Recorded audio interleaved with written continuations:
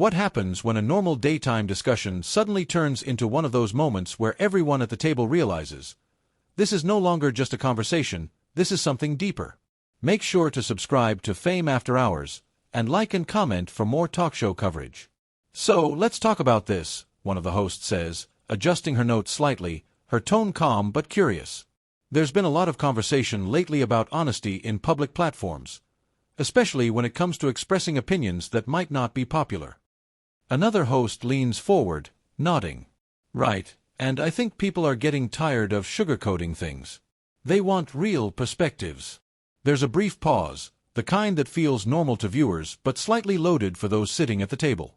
Then Sheryl shifts in her chair. You know what, she says, her voice steady but carrying weight. I think the real issue isn't whether people are being honest, it's whether people are ready to hear honesty. A few audience members murmur. It's not loud, but it's noticeable. One host raises an eyebrow. What do you mean by that? Sheryl looks directly across the table. I mean, everybody says they want truth. Everybody says, be real, speak your mind. But the second someone actually does it, suddenly it's a problem. There's a small clap from somewhere in the audience. Another host jumps in quickly, trying to keep the flow balanced. But there's a difference between honesty and being, hurtful. Sheryl nods, not defensive, just composed. Absolutely. I'm not talking about being disrespectful. I'm talking about saying something that people don't agree with, and then being labeled for it. The camera cuts briefly across the table. You can see the shift. Some hosts are listening carefully, others look slightly tense. Well, one of them says, isn't that just part of being on a public platform? People are going to react. Of course they are, Sheryl replies quickly. But reacting and shutting someone down are two different things. That lands. There's a pause, not awkward, but heavy. Another host leans in. Okay, but let's be specific. Are you saying people aren't allowed to challenge opinions anymore? Because I don't think that's true. Sheryl tilts her head slightly. No, I'm saying the opposite. Challenge is healthy. Debate is necessary. But what I see happening is, people don't want discussion anymore. They want agreement. Audience murmurs again, a bit louder this time. One of the hosts exhales softly, almost smiling but also cautious. That's a strong statement. It's a real one, Sheryl responds. The energy at the table starts to shift. It's still controlled, still respectful, but something about the tone has changed. Another host crosses her arms lightly. I don't know if I fully agree with that. I think people just want accountability. Sheryl nods again, but this time there's a slight pause before she speaks. Accountability is important. But who decides what that looks like? That question hangs in the air. The audience quiets down. Well, the host replies, society does, right? The audience, the viewers. Sheryl gently shakes her head. That's exactly my point. Society isn't one voice. It's millions of different perspectives. So when someone speaks, there will always be disagreement. Another host quickly adds, but that doesn't mean all perspectives are equally valid. Now the tension is more visible. Sheryl leans back slightly, then forward again, choosing her words carefully. Maybe not equally, but they should at least be heard. There's a mix of reactions from the audience, some claps, some silence. One of the hosts looks toward the audience and then back at Sheryl.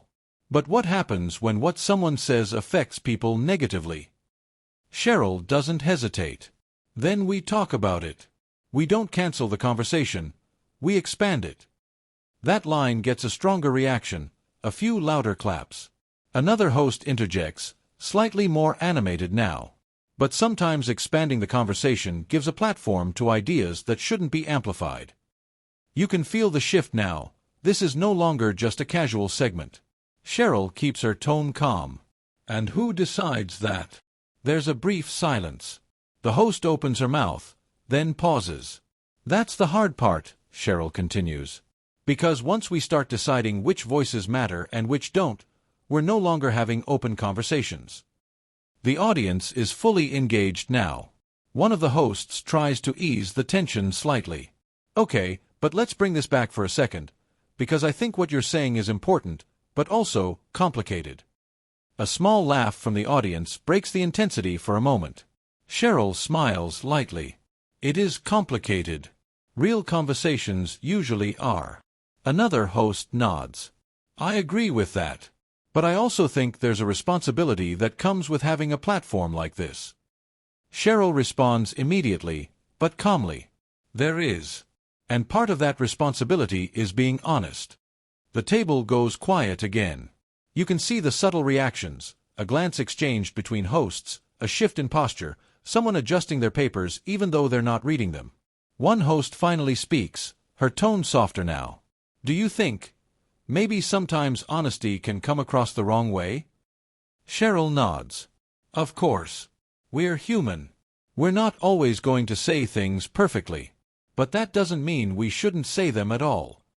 The audience reacts again, this time more evenly split. Another host leans in, her voice slightly firmer. But there's a difference between saying something imperfectly and saying something that can genuinely hurt people. Sheryl looks at her, steady and composed. And that's where conversation comes in. Not silence. There's a noticeable pause. The energy at the table is no longer light. It's focused. One of the hosts glances toward the camera briefly, then back at the group. I think this is one of those topics where people at home are probably having strong reactions right now. A few audience members laugh softly, nodding. Sheryl smiles slightly. And that's okay. The host continues, because this is exactly what we're talking about, different perspectives. Exactly, Sheryl says. Another host adds, but I think what's interesting here is, we all agree on the importance of conversation. We just disagree on where the lines are. Sheryl nods. And that's the conversation we should be having. The audience claps, not loudly, but enough to show engagement. There's a brief moment where it feels like things might settle. But then one of the hosts leans forward again, her tone more direct. Okay, but let me ask you this. What happens when someone refuses to listen to other perspectives? The question lands sharply. Sheryl pauses for a second. Then she says, then it's not a conversation anymore. The audience goes quiet. And that, she adds, is where the real problem begins. There's a brief silence after that last line, the kind that feels heavier than usual for a daytime show. You can almost sense the audience leaning in, waiting to see who speaks next. One of the hosts clears her throat softly. But don't you think, she begins carefully, that sometimes people do listen, they just don't agree? Sheryl nods. That's fair. Disagreement is normal. But what I'm talking about is when people stop listening completely the moment they hear something they don't like. Another host jumps in, a little quicker this time. But that goes both ways, right? It's not just the audience. Sometimes the person speaking isn't open to feedback either. Sheryl turns slightly toward her. Absolutely. That's true too. Conversations fail on both sides when people come in already decided. There's a small ripple of agreement from the audience. A few claps, a few hms. But here's the thing, Sheryl continues, her tone still calm but more direct now. We can't say we want open dialogue, and then only create space for opinions that match ours. One of the hosts exhales, leaning back a little. I hear you. I really do. But I think people are also tired of feeling like they have to constantly defend their feelings. Sheryl nods slowly. And that's valid. No one wants to feel dismissed. But there's a difference between being dismissed and being challenged. That line gets a louder reaction, a mix of claps and a few surprised murmurs. Another host leans forward, resting her hands on the table. Okay, but let's be real for a second. Not every challenge is respectful. Some of it comes across as dismissive, even if that's not the intention. Sheryl doesn't interrupt. She listens, then responds. That's why tone matters. Delivery matters. But intent matters too. And sometimes we assume the worst intent instead of asking questions. The audience quiets down again. One host tilts her head slightly. So you're saying people should give more benefit of the doubt? I'm saying, Sheryl replies, we should be more willing to understand before we react. There's a pause. Another host, who has been mostly listening, finally speaks up. I think part of the problem is that everything happens so fast now. Social media, clips, headlines. People react to moments without context. A few audience members clap in agreement. Sheryl points lightly in her direction. Exactly. A 10-second clip becomes the whole story. And sometimes, the host adds, that clip doesn't even represent what was actually being said. Right, Sheryl says. And then people form opinions based on that. One of the hosts folds her hands together. But isn't that just the reality we live in now? You have to be careful with every word. Sheryl gives a small smile. You should always be thoughtful with your words. But if you become too careful, you stop being real. That lands again. There's a noticeable shift in the audience. More heads nodding now. Another host leans in, her tone softer but still questioning. But where do you draw the line between being real and being responsible? Sheryl pauses for a moment this time, taking a breath before answering. I think, she says slowly, being responsible includes being real. Because if we're not honest, then what are we actually offering people watching us? The table goes quiet again, the weight of the conversation settling in as everyone processes what she just said. One of the hosts shifts slightly in her seat, glancing down at her notes before looking back up. But let me ask you something, she says, her tone more measured now. Do you think the audience always wants that level of honesty? Sheryl gives a small, knowing smile. I think the audience says they do, but when it actually happens, it can feel uncomfortable. A few people in the audience laugh quietly, almost in agreement with that. Another host nods. Discomfort isn't always a bad thing, though. Exactly, Sheryl replies. Growth doesn't happen in comfort. Conversations that matter usually come with some tension. The word tension seems to hang there for a moment, because everyone at the table can feel it. One of the hosts leans forward, resting her elbow lightly on the table. But do you worry, she asks, that sometimes that tension can push people away instead of bringing them in? Sheryl considers that for a second. It can, she admits. If it's not handled right. If people feel attacked instead of included, they shut down. There's a soft murmur from the audience again. So how do you avoid that? The host presses. By listening, Sheryl says simply. Not just waiting to respond. Actually listening. Another host, who had been quiet for a while, finally speaks up. I think that's where a lot of these conversations break down. People come in ready to defend their side instead of understand the other. Sheryl points slightly toward her. That's it. The moment it becomes about winning, the conversation is over. That line gets a stronger reaction, a mix of claps and a few, that's right, from the audience. One of the hosts smiles briefly, but there's still a seriousness in her voice. But this is a talk show. There's always going to be a bit of debate, a bit of back and forth. And that's a good thing, Sheryl says. Debate is healthy. It shows people different perspectives.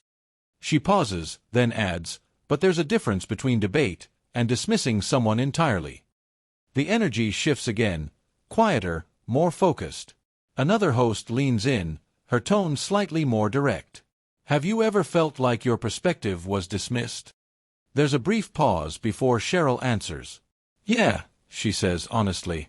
More than once. The audience reacts softly, a few sympathetic sounds, some nods. And how did that make you feel? The host asks. Sheryl exhales lightly. Like I wasn't being heard. Like the conversation had already been decided before I even spoke. That line lands deeply. One of the hosts looks at her, her expression softer now. I think a lot of people watching can relate to that. Sheryl nods. That's why this matters. Because it's not just about what we say here, it reflects how people talk to each other outside this table. Another host adds quietly, at home, at work, online. Exactly, Sheryl says. If we can't have real conversations here, where it's supposed to be open, then where can we have them? There's a longer pause this time. The audience is completely silent, listening. One of the hosts finally speaks, her voice calm but thoughtful. So what's the solution then? Because clearly, there's a gap. Sheryl leans slightly forward again. The solution isn't easy. It's choosing to stay in the conversation, even when it's uncomfortable. She looks around the table as she says it. Because the moment we walk away from each other, she adds, we stop learning anything new. The audience responds with steady applause, not explosive, but genuine, as the weight of the discussion settles across the entire room. The applause lingers for a moment, then slowly fades as the hosts shift back into their seats. You can feel that the energy in the room has changed. It's not tense in the same way anymore, but it's definitely not light either. It's thoughtful, reflective. One of the hosts exhales softly, offering a small smile. I think this is one of those conversations that doesn't really end here. Sheryl nods. It shouldn't.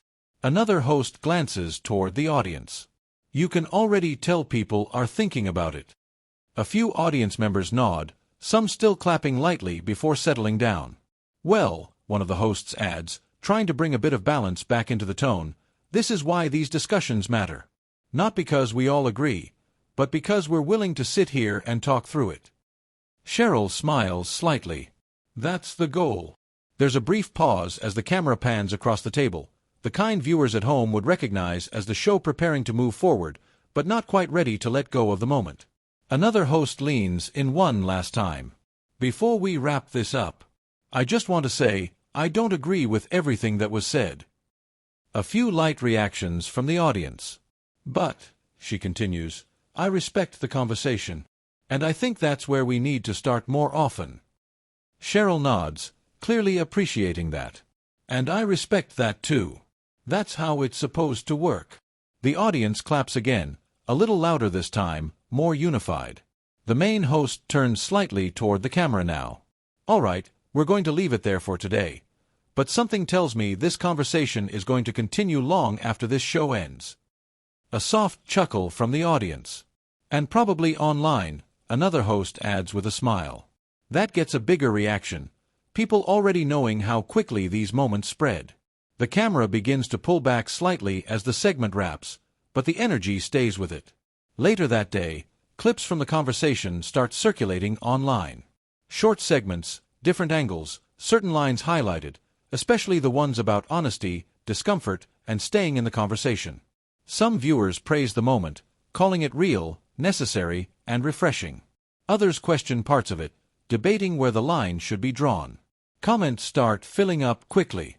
Some people write about feeling heard, saying it reflected conversations they've struggled to have in their own lives.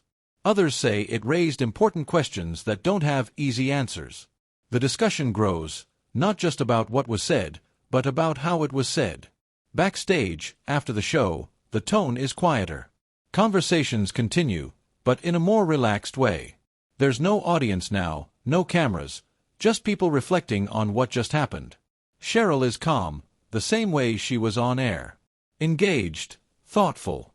One of the hosts walks over and says something quietly to her, not fully heard, but you can see a nod, a small smile in response. Whatever the differences were at the table, there's still mutual respect. And that's what carries through. By the end of the day, the moment has reached thousands, then more. Not because it was loud or dramatic, but because it felt real. And that's what people respond to. So now we want to hear from you. What do you think about this conversation? Do you agree with Sheryl's perspective, or do you see it differently? Share your opinion in the comments and subscribe to Fame After Hours for more real talk show stories.